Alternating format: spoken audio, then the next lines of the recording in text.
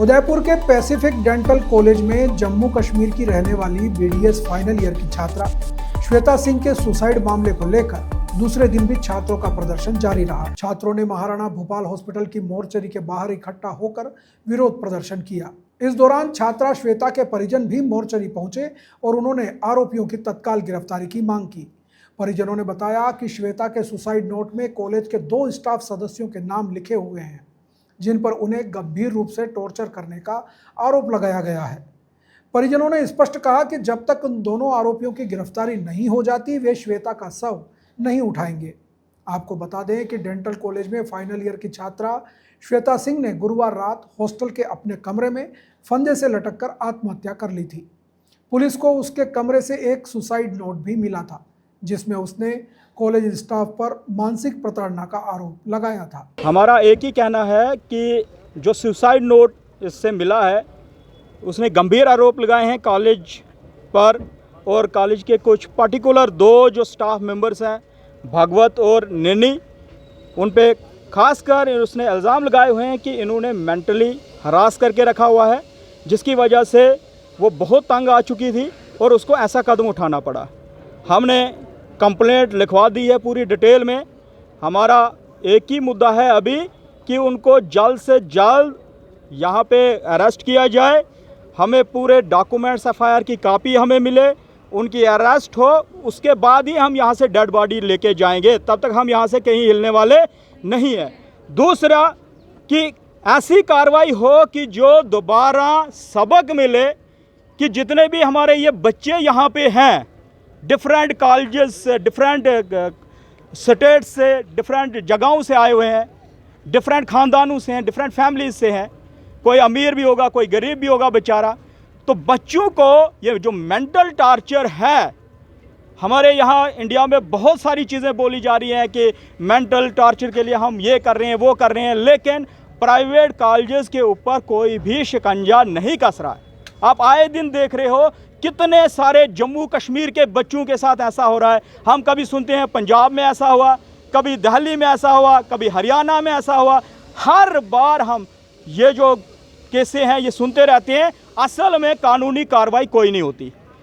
5 दिन एफआईआर लगेगी, सारा कुछ होगा, उसके बाद फिर से वो जस्टिस कहीं नहीं मिलता है। सेम केस हमारे साथ एक पहले 2 साल पहले हुआ है इंजीनियरिंग कॉलेज चंडीगढ़ में। हमारा एक मेरा कज़न, उसकी भी सेम हालात में डेथ हुई थी। आज तक हमें उसका इंसाफ नहीं मिला। सर, बात सुनने में आई कि आपकी और राहुल जी जो है पैसिफिक कॉलेज, उनके बीच में आपकी कुछ बातचीत भी, उसको लेकर के क्या निर्णय निकलेगा? कॉलेज के साथ मेरी बात नहीं हुई है, तो आपकी हुई थी। कॉलेज वाले तो बोल रहे हैं कि हमने उनको जी वो निकाल दिया है, लेकिन निकाला क्या है, हमारे पास कोई ऐसा प्रूफ तो है नहीं कि उनको निकाला गया है। हालांकि अभी भी वो हमारे कुछ बंधु के साथ कांटेक्ट में हैं। वो कैसे कांटेक्ट में हैं? उनको अरेस्ट होना चाहिए कि वो खुलेआम घूमने चाहिए। उसके बाद कानूनी कार्रवाई हो, एक ट्रांसपेरेंट इंक्वायरी हो। इंक्वायरी में अगर वाकई वो दोषी निकलते हैं तो उनको सख्त से सख्त सज़ा मिलनी चाहिए। हाँ, अगर वो दोषी नहीं है, फेयर तरीके से इंक्वायरी होती है। दोषी नहीं है तो हमें कोई वो उनके साथ वो नहीं है। लेकिन अगर वाकई फेयर इंक्वायरी होती है और उसमें वो मुलव्वस हैं, उनकी वजह से हमारी बेटी ने अगर जान दी है, तो उसको सख्त से सख्त सज़ा मिलनी चाहिए, ताकि दोबारा कोई ऐसा टॉर्चर करने से पहले 1000 बार सोचे। एक मिसाल बननी चाहिए इंडिया के अंदर, लेकिन ऐसा होता नहीं है। आरोप है कि जो फीस और दूसरी जो एग्जाम को लेकर जो मानदेय होता है उसको लेकर भी परेशान किया जाता है। इसको लेकर आप असल में वही होता है कि फीस को लेके ही सारा मसला होता है। पैसे पे जो है वो इनको क्या किया जाता है, तंग किया जाता है। हालांकि गवर्नमेंट सिलेक्शन होती है। गवर्नमेंट सिलेक्शन का मतलब है कि फी पे करेगी गवर्नमेंट। गवर्नमेंट की वजह से कभी कभी स्कॉलरशिप में डिले हो जाता है। जब डिले हो गया तो कॉलेज क्या करता है? कॉलेज करता है बच्चों को टॉर्चर। पैसे दे दो, फीस आई। वो बच्चों के पेरेंट्स से भी फीस ऐंठते हैं, वहाँ से स्कॉलरशिप भी आती है, उसको भी ऐंठते हैं। तो जब तक पैसा मिला तब तक कोई शॉर्टेज नहीं।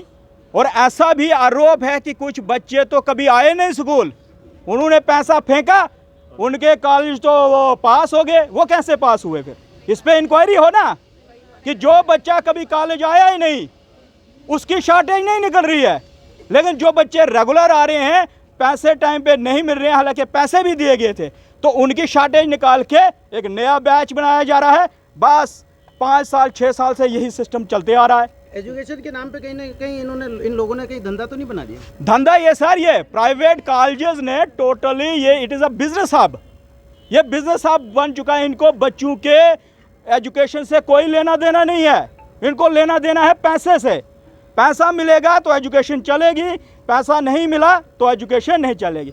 मुझे बताओ वो टीचर कैसा है जिस टीचर को ये पता नहीं मेरा स्टूडेंट किसी स्ट्रेस में है। स्टूडेंट गुरु हम उसको बोलते हैं ना, हम इतने दूर से बच्चों को यहाँ भेजते हैं किसके सहारे? इन शिक्षकों के भरोसे, टीचरों के भरोसे कि हमारे बच्चे कहीं गुरु के पास से कुछ सीख के आएंगे।